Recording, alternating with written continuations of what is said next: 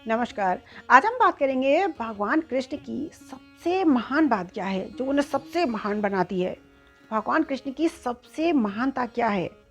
भगवान कृष्ण की सबसे महान बात, जो उन्हें सबसे महान बनाती है, सबसे बड़ी महानता है स्त्री की रूह तक पहुंचना, राधा की रूह तक। यानी कि आत्मा कृष्ण की गुलाम हो गई। राधा की रूह यानी राधा की आत्मा कृष्ण की गुलाम थी। स्त्री की रूह तक इस विश्व में कोई भी नहीं पहुंचा है। विश्व में कोई भी पहुंचा है तो वो है कृष्ण। कृष्ण स्त्री की आत्मा में समा जाते हैं। राधा कण कण में कृष्ण को ही देखती रहती है। आज 5000 साल हो गए, लेकिन राधा कृष्ण को एक सेकंड के लिए भी भूल ही नहीं पाती है, क्योंकि वो उसकी आत्मा में हर समय समाये रहती हैं। इस संसार में सब कुछ पाना आसान है, धन दौलत, औरत भी, स्त्री भी। स्त्री का शरीर कोई भी आदमी पा सकता है, किसी औरत की रूह तक पहुंचना सबसे ज़्यादा मुश्किल काम है। यहाँ तो बुद्ध भी हार गए थे। बुद्ध ने भी स्त्री को अपने आश्रम में मना कर दिया था आने को, लेकिन कृष्ण ने स्त्री की रूह में समा गए। ये काम सिर्फ कृष्ण ने ही किया। ये काम राम और बुद्ध भी नहीं कर सके। कृष्ण ने स्त्री की रूह तक पहुंचने का काम किया। कृष्ण जब रासलीला करते थे तो उसमें सिर्फ और सिर्फ औरतें ही होती थीं, पुरुष नहीं आ सकते थे। एक बार भगवान शिव का भी मन करा कि कृष्ण जो रासलीला करते हैं उसमें मैं जाऊं, और जब वो जाने लगे तो सबने बताया कि उसमें पुरुष का जाना संभव नहीं है, वहाँ कोई पुरुष नहीं जा सकता। तब भगवान शिव ने एक नाविक की स्त्री से एक सूती धोती ली। जो सूती धोती वो पहने हुई थी, उसके पास दूसरी कोई धोती नहीं थी जिसे वो पहने, तो उसने साइड में जाके ब्लाउज पेटीकोट वो पहने रही और उसने अपनी सूती धोती भगवान शिव को दे दी थी। उसको पहनकर भगवान शिव रासलीला देखने गए थे।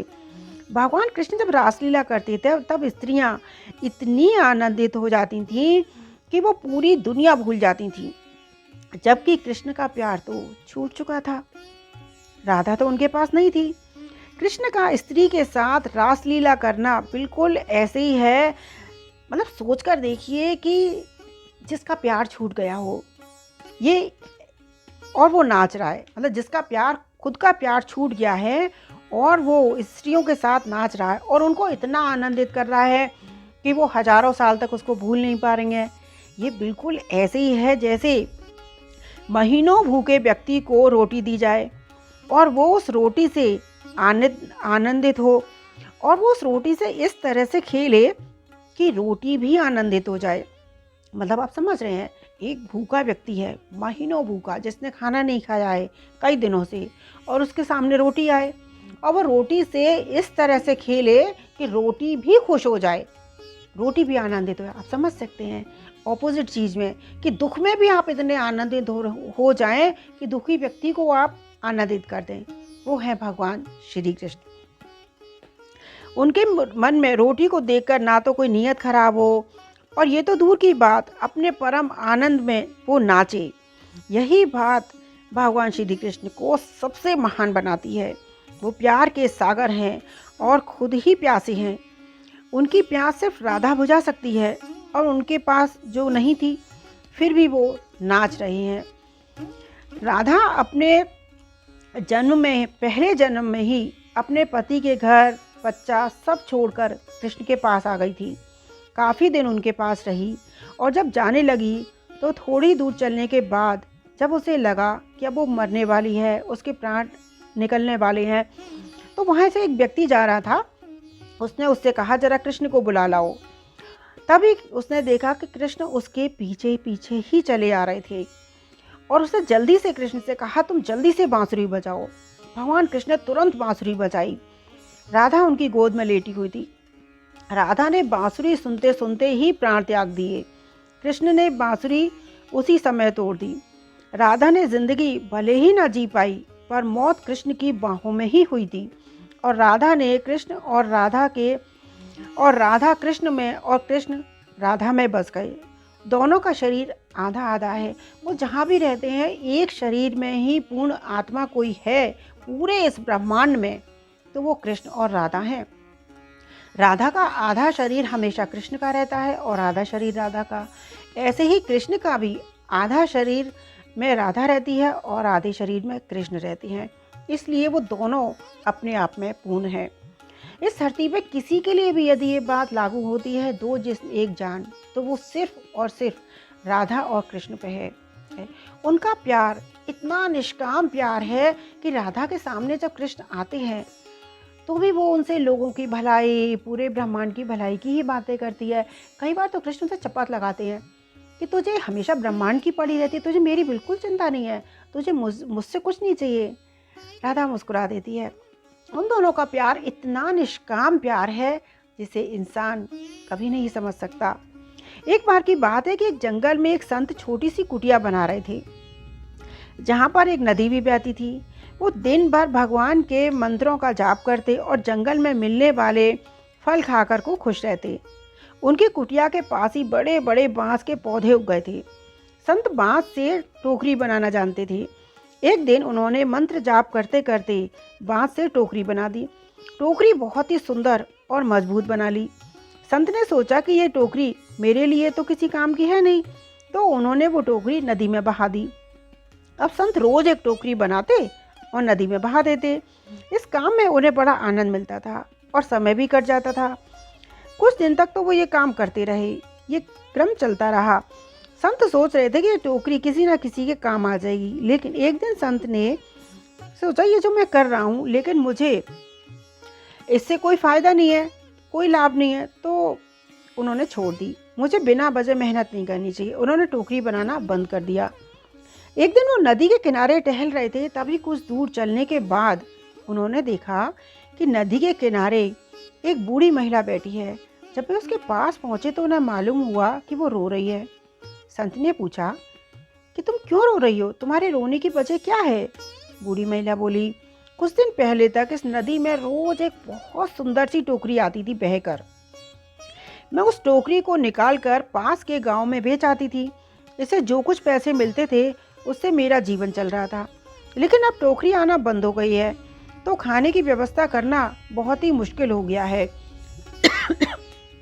और इसीलिए मैं दुखी हूँ। महिला की बात सुनकर संत को बड़ा दुख हुआ। वो तुरंत अपनी कुटिया में आए और बांस की टोकरी बनाकर नदी में बहा दी। इसके बाद वो रोज ये काम करने लगे ताकि उस बूढ़ी महिला को मदद मिल सके। हमेशा अच्छे काम करते रहो। अच्छे काम निस्वार्थ भाव से किए जाते हैं तो किसी न किसी को उसका लाभ जरूर मिलता है। इसलिए हमें बिना किसी निजी स्वार्थ के भलाई से काम करते रहना चाहिए। अज्ञानी व्यक्ति गलती छुपाकर बड़ा बनना चाहता है और ज्ञानी व्यक्ति गलती को मिटाकर बड़ा बनना चाहता है। भगवान ने पूरी जिंदगी विपरीत परिस्थिति में संयम बनाए रखा, कभी क्रोध नहीं किया, हर परिस्थिति को जैसी है वैसा ही स्वीकार किया। यही ज्ञानी की सबसे बड़ी महानता होती है।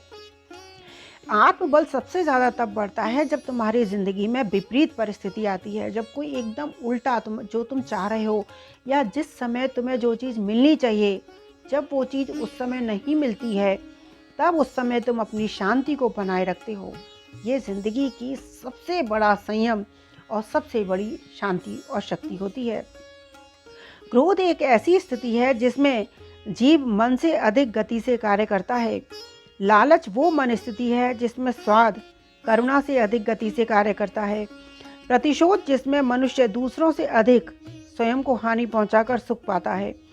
और ईर्ष्या जलन जिसमें व्यक्ति स्वयं के अस्तित्व को ही खो बैठता है और कुछ और ही बन जाता है। दूसरी ओर आनंद जिसमें आत्मा शरीर से भी अधिक प्रसन्न होती है।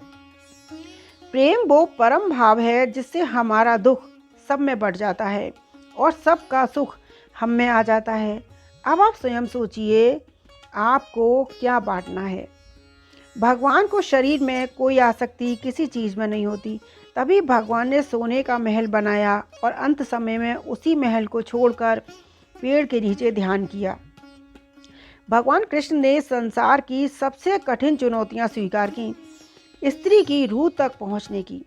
कृष्ण की राह में कर्म की तपस्या है कि आप विपरीत परिस्थितियों में कितना संयम रखती हैं, क्रोध पर काबू रखकर सही फैसले लेते हैं गलत निर्णय नहीं लेते, किसी का नुकसान नहीं करते। इससे आत्मबल बढ़ता है और आत्मा ऊपर की ओर उठती है। अहंकारी व्यक्ति चाहता है सब उसकी तारीफ करें, उसकी सेवा करें, उसको मान सम्मान दें। ये ऐसे ही है जैसे एक स्वस्थ व्यक्ति हो और एक बीमार व्यक्ति हो। तो जो भी आपके घर आएगा बीमार व्यक्ति को पूछेगा, स्वस्थ व्यक्ति की तरफ कोई देखेगा भी नहीं। अहंकार सबसे बड़ी बीमारी है और वो चाहता है सब उसकी आरती करें, सब उसकी पूजा करें, सब उसको मान सम्मान दें और वो सबका अपमान करता रहे। ये अहंकारी व्यक्ति की आदत होती है। कृष्ण स्त्री के रूह में ऐसे उतरे हैं कि 5000 साल तक भी उनका दिया गया आनंद कोई भूल नहीं पाया है। हमारे इस शरीर के अंदर एक और शरीर होता है जिसे शांत मन साफ साफ देख पाता है। ज्ञानी या भगवान उस सूक्ष्म शरीर को ऊपर उठते हुए देखता है। भगवान की नाभि से पूरा ब्रह्मांड निकलता है। सिर के ऊपर 1 फीट तक लिक्विड गोल्ड जैसा निकलता है और फिर 1000 लाइटें जल जाती हैं। भगवान क्या है इसे इंसान कभी नहीं समझ सकता। भगवान इस शरीर में 200 करोड़ सीढ़ी पार कर लेता है और अपने लोक में पहुंच जाता है। आसक्ति ही गिराती है। अहंकारी पाताल लोक में पहुंच जाते हैं, ज्ञानी ऊपर के लोक में पहुंच जाता है। भगवान अत्यंत सहज और सरल होता है। सरल स्वभाव इस संसार का सबसे कठिन तप है। सब एक है, सबका भला करो। आत्मा बलवान बनती है और ऊपर के लोक में भगवान फिर चला जाता है।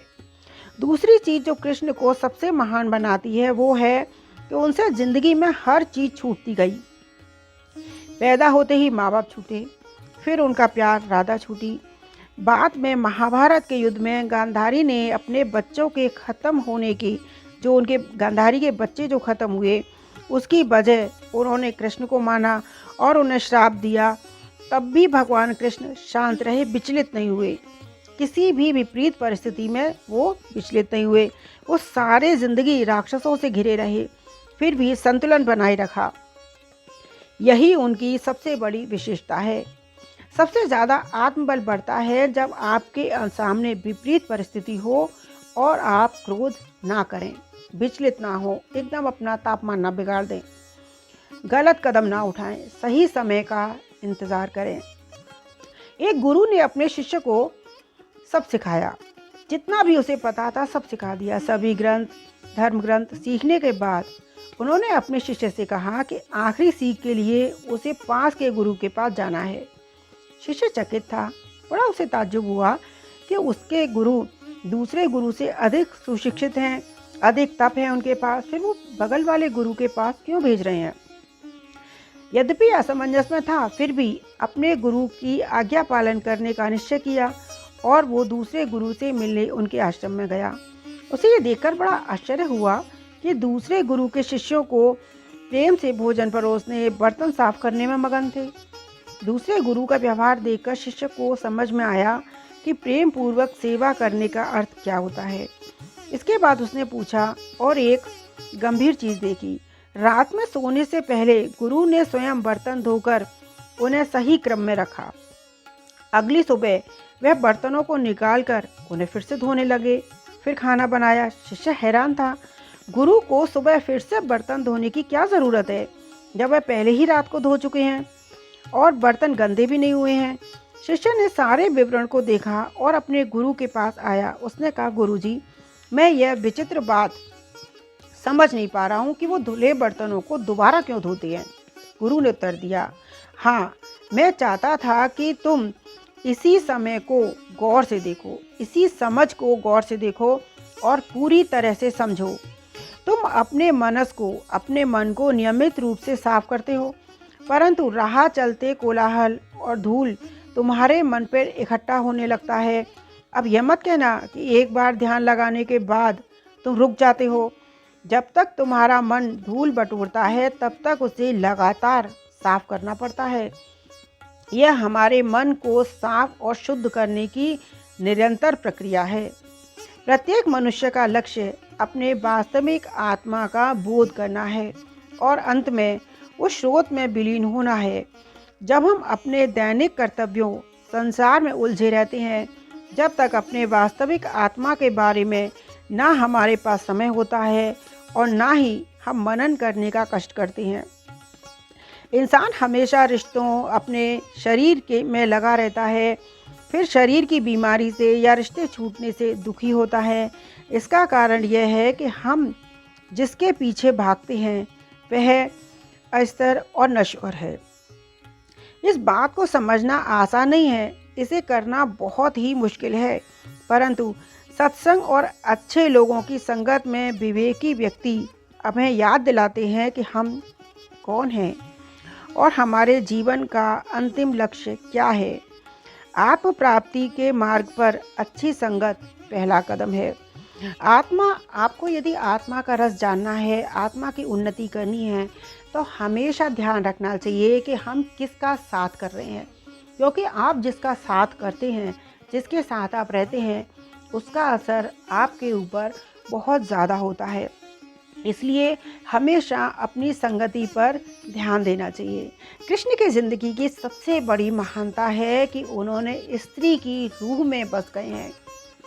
जिस स्त्री को वो चाहते थे, जिस राधा से वो प्यार करते थे, उनसे अलग हो गई, छूट गई, फिर भी पूरे जीवन वो स्त्रियों के साथ ही नाच करते रहे, उनकी रूह में समा गए। ये कृष्ण को सबसे ज़्यादा महान बनाती है। आज के लिए इतना ही, फिर हम किसी और दिन किसी और विषय पर चर्चा करेंगे। नमस्कार।